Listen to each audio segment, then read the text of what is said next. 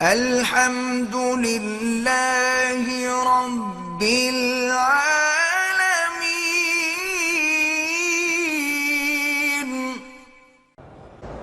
میری اولاد نہیں ہے، مسئلہ بیوی میں ہے، میں دوسری شادی کے لیے کہتا ہوں تو بیوی نے جھگڑا کیا، میں کے چلی گئی،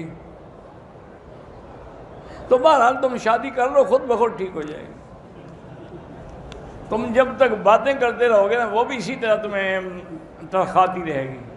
دوسری شادی کرو، اس کو کہو بی بی جی جب دل کرے آ جانا، نہیں تو میرے پاس انتظام ہو گیا ہے۔ بہرحال ایک عورت نے اپنے خاوند کے حقوق ادا نہیں کیے، اس کے خاوند نے اس کو طلاق دے دی، ٹھیک ہے، اب عورت شوہر کے حقوق ادا نہ کرے، وہ توبہ کرے، استغفار کرے، اور کیا کر سکتی؟ اس نے تو سزا دے دی نا، طلاق ہو گئی، جان چھوٹی۔ میں سرکاری ملازم ہوں، میرا خاوند رات بھر کمپیوٹر پہ قرآن کی تلاوت لگا کے سنتے سنتے سو جاتا ہے، کیا یہ شرعاً جائز ہے؟ جائز تو ہے، لیکن بیوی کے حقوق بھی تو ادا کرے نا۔ یہ تو باقاعدہ واقعہ ہے حدیث میں کہ حضرت ابو الدرداء رضی اللہ تعالی عنہ کے گھر میں بہت بڑے جلیل القدر صحابی ہیں، ان کے گھر میں ایک ان کے ملنے والے دوست آئے، وہ بھی صحابی تھے، تو انہوں نے دیکھا کہ حضرت ابو الدرداء کی بیوی جو ہے وہ بڑی اجڑی پجڑی اور عام سادہ بادہ کپڑے، نہ کوئی غسل، نہ اچھے کپڑے، نہ کچھ۔ انہوں نے کہا بی بی تمہیں بہن تمہیں کیا ہے؟ انہوں نے کہا کہ میں کس کے لیے بنوں سنوروں؟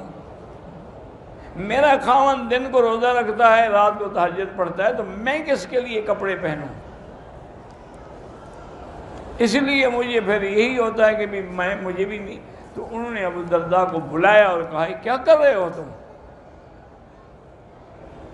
لازماً تم نے یہ نفل پڑھنے سے بیوی کا حق ادا کرنے کا زیادہ ثواب ہے، تم اپنی بیوی کے حقوق ادا کرو۔ ایک دفعہ حضرت عمر رضی اللہ عنہ چونکہ بہت بڑے محدث ملہم تھے نا جی، ایک صحابی ہے، انہوں نے کہا حضرت آپ کہتے ہیں کہ بیوی کا حق ادا کرو، تو اس کا حق کتنا ہے؟ آپ نے فرمایا اچھا مجھے تم یہ بتاؤ کہ ایک آدمی کتنی بیویاں کر سکتا ہے؟ انہوں نے کہا جی 4۔ تو انہوں نے کہا اس کا مطلب ہے کہ چوتھی رات اس بیوی کا نمبر آئے گا، لہذا 3 راتیں عبادت کرو، چوتھی رات بیوی کی خدمت کرو۔